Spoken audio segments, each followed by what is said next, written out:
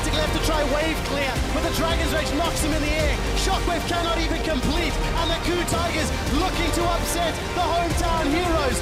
KOO will get themselves the ace, will get themselves the base, and will earn themselves a shot at the Summoners Cup in Berlin against SK Telecom.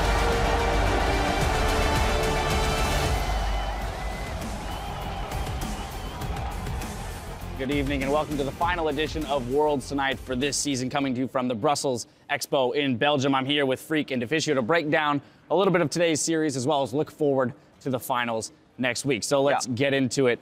Our series today against Fnatic and KOO, we've said it before, 3-0s in these semifinals, but they looked much closer, or were rather much closer than that scoreline speaks to. Well, before we talk about how close it was, I just want to say thank you, Europe, for your solidarity. NA ended their tournament 0-10. I'm glad UK ended the tournament 0-6. So I'm glad we've all had our great auspicious exits to Worlds. Didn't even leave time for that wound to heal. Because now we can go into what was positive about it. Salt immediately, my friend. Super rough day. 2 days, I guess, for Europe right here.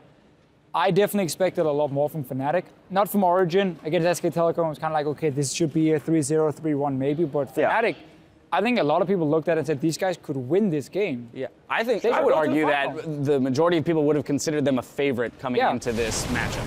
Yeah, I don't have any hard numbers on that, but I would feel comfortable saying that the majority of people would have called them the favorite. And the way they came out in game one definitely spoke to that. I mean, they had a commanding lead in the middle of that game. I mean, that's the funny thing, right? Is like, game one kind of went the way sort of both teams ended up playing League of Legends. KOO gets behind early on a lot, and like that's normal for them, and they still are really good despite the sort of the tendency to have early game deficits. And of course, props to KOO for coming back onto it. And that was like, you know, I saw like half of that happening, right? I was like, yeah, you know, I expect Fnatic to get an early lead, then I expect KOO to start fighting back. But in my mind, you talked about Fnatic being a favorite. It's like, but Fnatic should be smart enough to not toss that lead away. Very true. And, you know, they still let KOO in. I mean, that's the entire story here, how Fnatic, and I think the Western teams, not just Fnatic, Origin, take the NA teams, whatever, they're not consistently good enough in the calls they're making in game. So they will always leave an opening. Even if they can be 10,000 gold ahead, there will be an opening. Yeah. And that's what some of these elite Korean teams can punish. SKT can do it, KOO Tigers can do it. And that's why you don't win a best out of 5 against them. Another minor and nitpicky thing for me is the fact that the Koreans were able to pick up Fiora so much quicker and to such a greater degree than any of the other teams. When you look across the board, look at our bracket stages, who were the 3 players who picked up Fiora and really became threats? Someday, Marin, and Smeb. Let's look at it this way. I was thinking, I was German all the time. Go ahead. I was thinking about Huni and the practice he's getting in Europe, like the top laners he's facing in Europe. So how can Huni improve? He's been playing, there's been some good top lanes like Source, like Coppershot and so on, but it's also been a mix of weaker top laners who's not at an international level.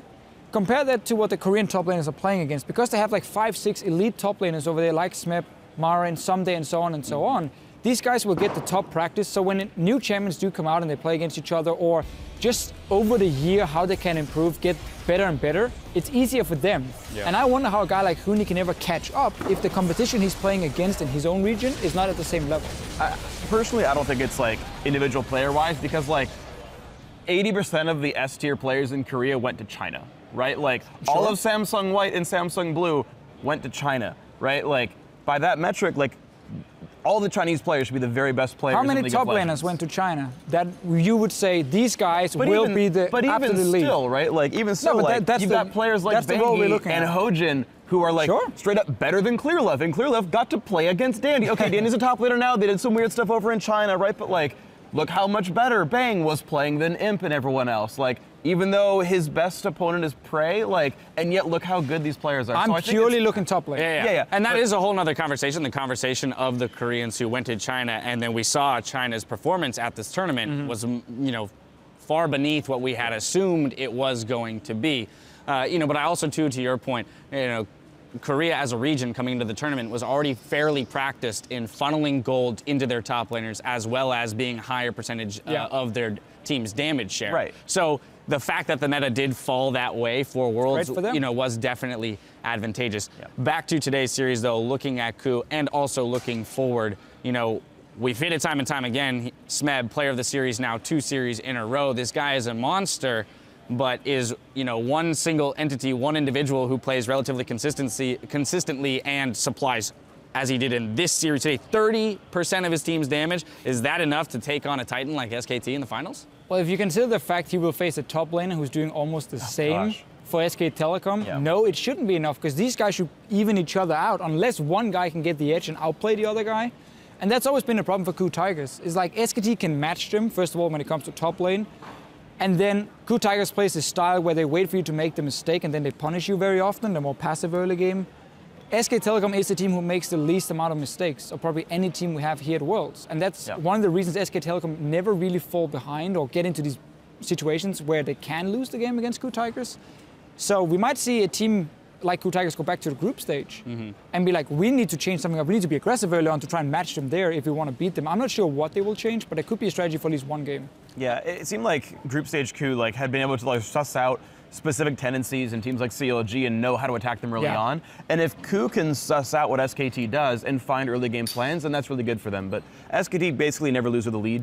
and trends are SKT's gonna get a lead and they almost never throw that away. So that's gonna be a really tough situation for KOO. Now backtrack with me for a second, because I jumped ahead of myself and my thinking. Great. Fnatic, I want to close out on them. Again, top 4, fantastic finish for especially a young team, and we talked about it in the post game there. When you do look across that board, Huni, Reignover, Febiven, and the length that the team has been together, as well as the strength of those players and their potential to grow, I think that as much as it is painful for a team to get knocked out of the World Championship, they should be looking ahead with, heads high, saying next year we can come right back in with World's experience up to this level and actually perform when it matters.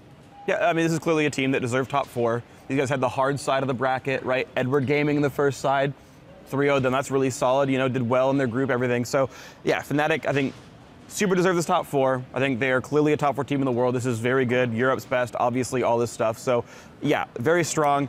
Unfortunately, in this series, they had more casualties than a laid-back drink shop. So, quick tons of damage for everyone there. But, I mean... Had to do it. Had to put it out there. I'm glad you brought us back to the Fnatic game. We can't go a full 15 minutes without a pun drop. That has to come out there. I'm glad you brought us back there. But, yeah, I mean, it's just look, they were good.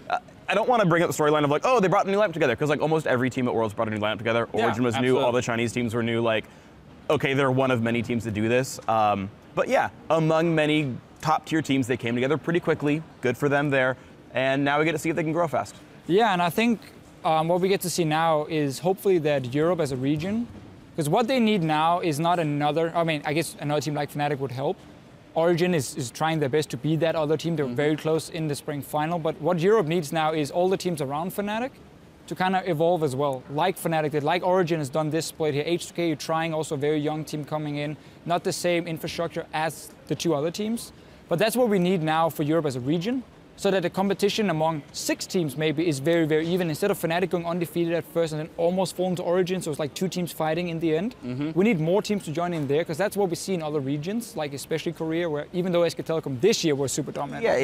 I'm not sure how much I buy that. SKT crushing everyone and still being this. Let's remove SK Telecom. then let's remove the case that doesn't back up my hypothesis. Right. And then we'll move forward. Okay, let's backtrack a little bit. At least this is good to fish, The point I was trying to make. Top laners. I'm not talking about SKT. No, you were wrong on that one. Let's find out. So, let's figure this out. Basically, my point is that KOO Tigers come in as a team who is obviously not at the level SKT is at when we look at the season.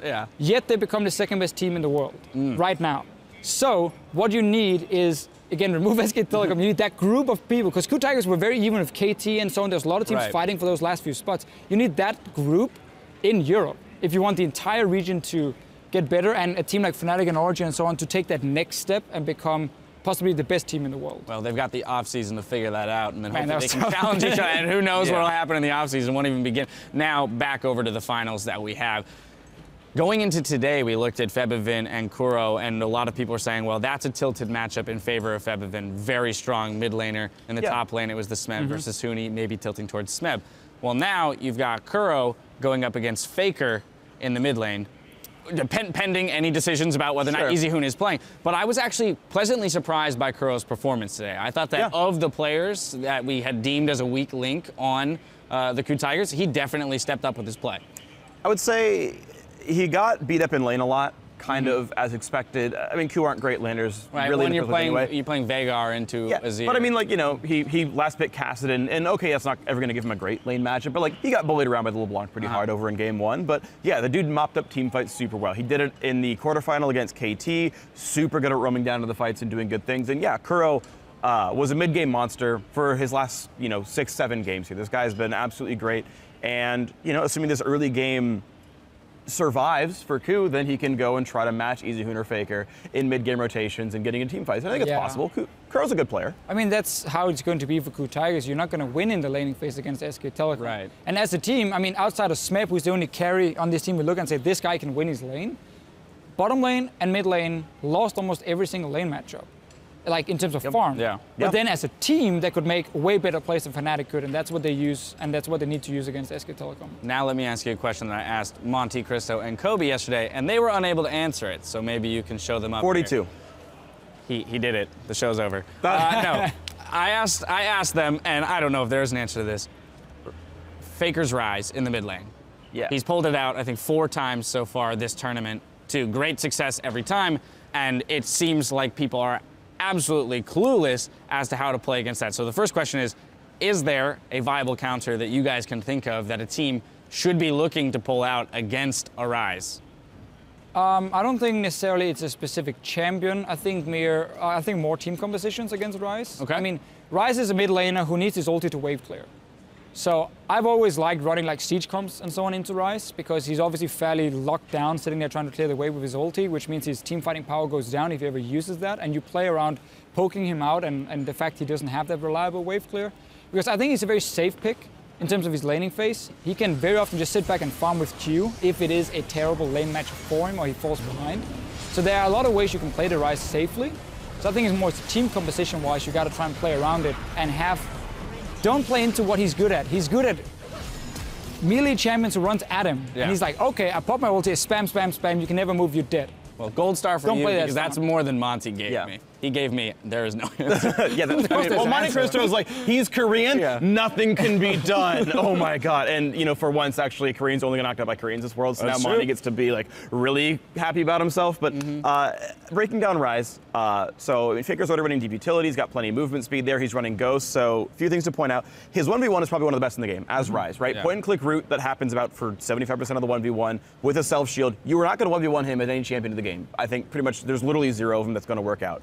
But he's not running TP because he's running Ghost. So if you're able to wave clear and peace out and make TP plays, that's great. But that's not TF because TF can't get away from the Rise, right? You have to pick a matchup where you can survive and then get out. Or if you can get the ward control, right? If Faker's not allowed to have wards up on both sides, like if Faker isn't able to track Hojin, if he goes for the all-in and burns Ghost and runs forward and pops W and pops R, you're now overextended, can be turned around on, Rek'Sai comes in from behind you. So preventing, like, instilling the fear of a counter gank at all times prevents the all-in, or proactively wave clear TP out and affect the map in other ways. Rise is a 1v1 god. I'd like to see Orianna being picked into Rise a little bit. I think Orianna is one of these champions who use very little mana and wave clearing, and because she can contest Rise in the early game when it comes to the early trade to move the ball and then auto attack, she has some of the best auto attacks. So obviously you're not looking for that all-in as the Orianna. You can push him into his tower, and you're still safe enough, I feel, that you don't get all in. If you do, you have a shockwave defensively, you have your movement speed to kind of get out of that situation, and then have a team again that's built around being able to group on the Rise and put pressure on him when he can't really wave clear properly, or he can't like get to that melee champion. Because right now, he's still picking it into comps where people are like,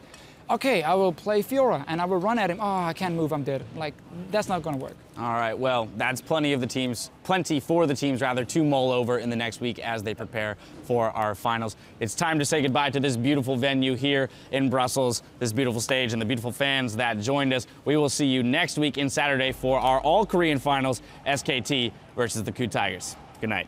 Good night. Advance to Berlin for the chance to battle SKT.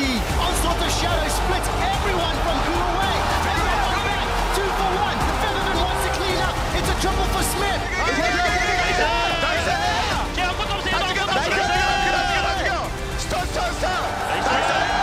One step closer to an all-Korean final. Smith flashes away from the third block of the broken wings. Huni will find fails the flash.